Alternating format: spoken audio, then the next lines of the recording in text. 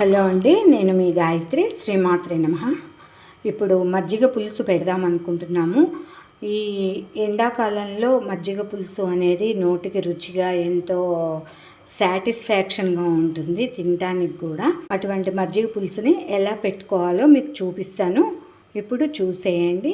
నేనైతే first cooker పెట్టేసుకున్నాను, కొంచెం వాటర్ పోసుకుంటున్నాను. ఏం చేయాలంటే ఇదిగోండి, నేను సొరకాయ, బెండకాయ, టమాటా ఈ 3 ముక్కలు తీసుకున్నాను. మీ దగ్గర ఇంకేమన్నా ముక్కలు ఉంటే తీసుకోవచ్చు. దీంట్లో ఆనియన్ అయితే వేయరు. ఈ వీటిని ఒక్క విజిల్ రానిద్దాము. ఒక చుక్క వాటర్ పోసాం కదా, 1 విజిల్ వచ్చేదాకా ఉడికితే చాలు, బాగా ఉడకక్కర్లేదు. కుక్కర్ మూత పెట్టుకున్నాను, అట్లనే విజిల్ కూడా పెట్టేస్తున్నాను. దీంట్లోకి పచ్చి కొబ్బరి వేసుకుంటాము. ముందైతే ఈ కొబ్బరి ముక్కల్ని గ్రైండ్ చేసుకుని వస్తాను. అలానే దీంట్లో పచ్చి ధనియాలు వేసుకుంటున్నాను, కొంచెం పచ్చిదే జీలకర్ర వేసుకుంటున్నాను.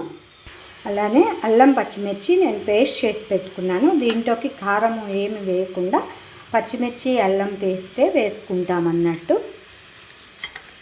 ఈ విధంగా మీరు ఎప్పుడన్నా చేశారా లేదా కామెంట్ చేయండి. టేస్ట్ అయితే అద్దరిపోతుంది. ఇవన్నీ వేసి ఒకసారి మళ్ళీ గ్రైండ్ చేసుకొద్దాము. విజిల్ అయిపోయిందండి, బంద్ చేసుకున్నాను. అట్లనే గ్రైండ్ చేసుకొచ్చిన దాంట్లో పెసరపిండి, ఇన్స్టెంట్గా లేకపోతే కనుక శనగపిండి వాడుకోవచ్చు. నా దగ్గర పెసరపిండి ఉంది. పెసరపిండి ఒక పెద్ద చెంచాడు వేసాను. వేసి దీంట్లో కొన్ని మజ్జిగ పోసుకొని, వాటర్ అయినా పోసుకోవచ్చు, నేను మజ్జిగనే పోస్తున్నాను. మెత్తగా పేస్ట్ లాగా గ్రైండ్ చేయాలి.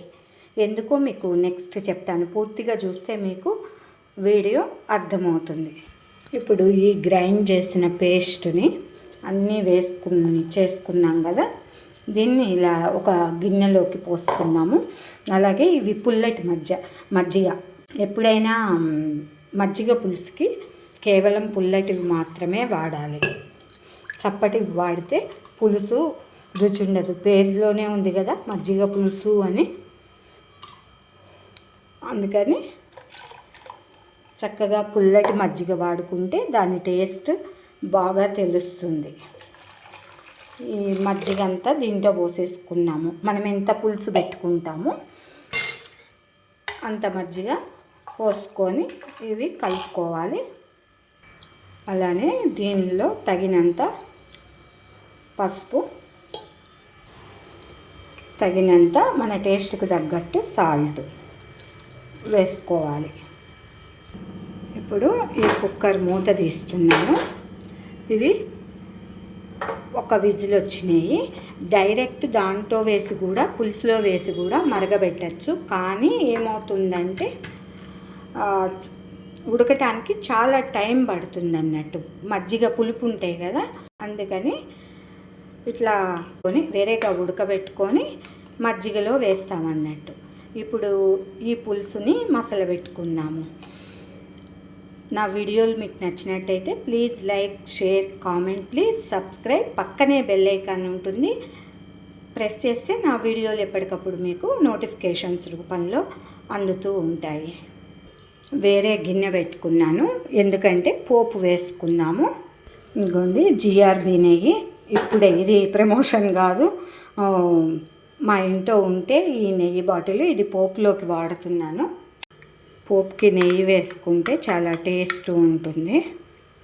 దేంట్లో అయినా మనం పోపుకి ఎంత కావాలంటే అంత నెయ్యి వేసుకుంటే సరిపోతుంది. కూరల్లో కూడా నెయ్యి వేసుకొని వంట చేసుకుంటే ఆ రుచి వేరే ఉంటుంది.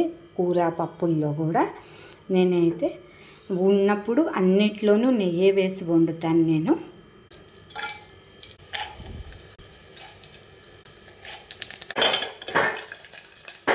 నెయ్యి త్వరగా హీటెక్కుతుంది. పోపు సామాన్లన్నీ వేసేసుకున్నాం కదా. అలానే కొంచెం కరివేపాకు, కొద్దిగా ఇంగువ. హీట్ ఎక్కువైందని స్టవ్ ఆఫ్ చేసుకున్నాను. ఇప్పుడు మళ్ళీ వెలిగిస్తాను. నెయ్యి త్వరగా వేడెక్కుతుంది కాబట్టి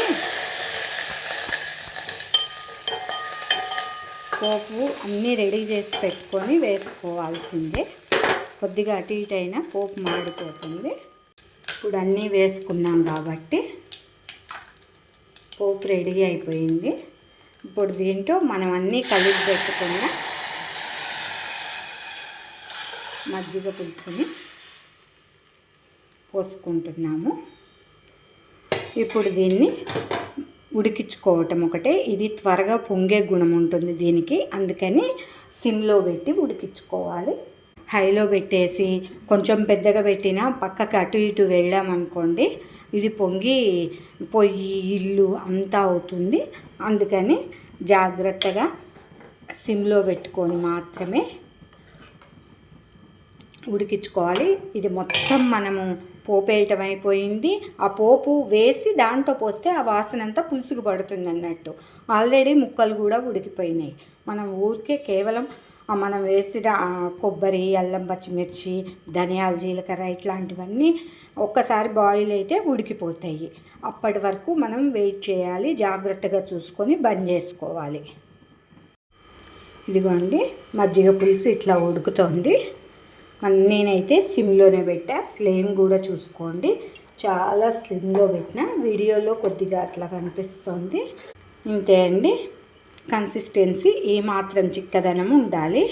అంటే మనం పిండిని కలుపుకునే దాన్ని బట్టి చిక్కదనం ఉంటుంది. ఈ మాత్రం చిక్కదనంతో ఉంటేనే మనకి పులుసు బాగుంటుంది.